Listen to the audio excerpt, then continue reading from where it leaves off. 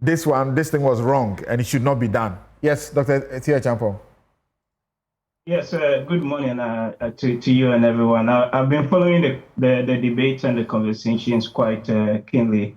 And I think first off, maybe let's start. For me, the idea of a youth manifesto and specifically addressing issues related to youth is good, it's welcome.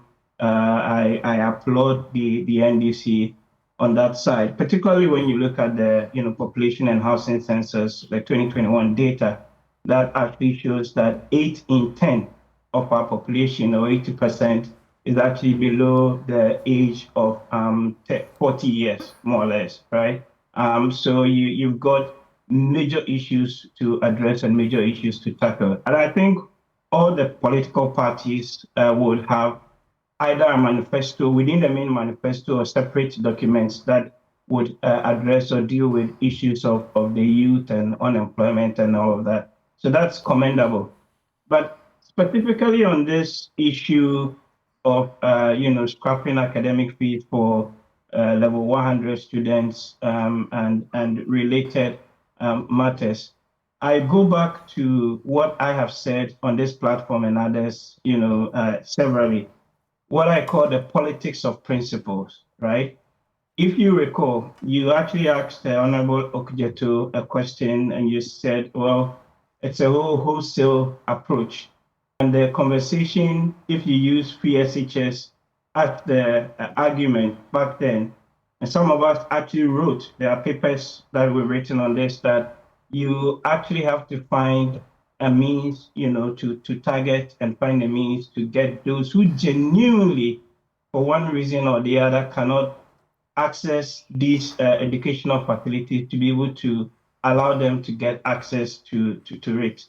And it's actually quite interesting that fast forward down the line, you have, a semblance of that policy, I mean, the free SHS, showing its way in this new policy proposal by the NDC, right? And it goes back to the issue of the politics of convenience that I talked about.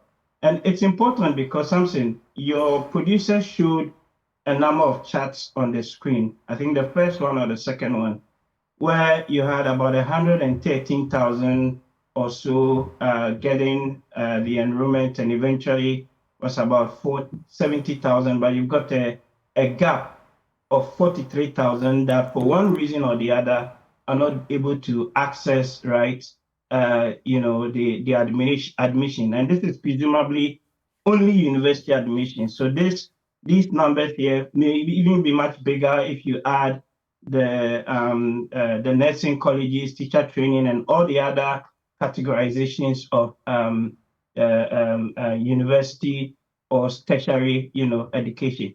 So the point is, if you've got 118,000 and about 75,000 are getting in, why don't you deal with the problem of the 43,000 and rather seek to, again, use this blanket wholesale approach of getting the 118,000 right in there? Because after all, we know that money and resources are fungible, and you could actually use some of the monies that you're saving. So, for example, if you do the 118,000 as you have on your screen, free, you would spend more money from a state side. If you do only the 43,000, which in this case you are targeting and you have means to, address that, you spend a little bit less money than you would have done on the 118,000. In other words, you have money to save to do other things. And in my view, having sort of followed the discussion in the education sector, and particularly with tertiary education, you see that the biggest problem we have in our education sector in Ghana across the board is actually with primary education. You can go and look at the data on education outcomes and net enrollment and things like that. So we should be targeting and channeling more resources towards addressing the issues within the primary education sector, and relatively less, in my view, on university and other tertiary education. Because if the foundation is weak, it doesn't matter what you do. the building would crumble sometime, down the line. And you can actually, there's a quote, there's a Ghanaian Times news article from 16th of August 2024. And this actually quotes two education experts, one of whom you mentioned, Mr. Kofi Asare, and then Dr. Peter Anti.